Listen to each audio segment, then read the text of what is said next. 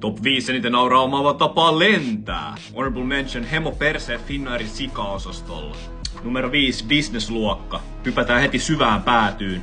Hyvää palvelua, mukavat oltavat. Numero 4 ykkösluokka, eli first class. Finskille ei oo, mutta tää on Emiratesen cabini, mikä tässä on. Nää on vielä tosta business-luokasta yksi hyppy ylöspäin. Saatat jopa päästä suihkuun lennolla tai pääsetkin, riippuen lentoyhtiöstä. Numero 3 private jet.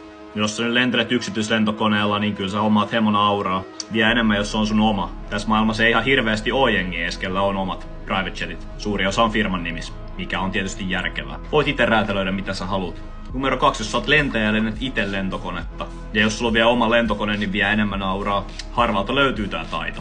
Ja numero 1, jos sä oot hävittäjä-lentäjä. Jos sä tämmöisellä vehkeellä pystyt lentämään ja osaat lentää, niin sä oot niinku crème la crème. Henkilökohtaisesti en edes tunne ketään, joka on hävittäjä-lentäjä. Tunnet sä jonkun hävittäjä-lentäjä? Tai ootko mahdollisesti itse hävittäjä-lentäjä? Tapelkaa kommenteissa, peace out.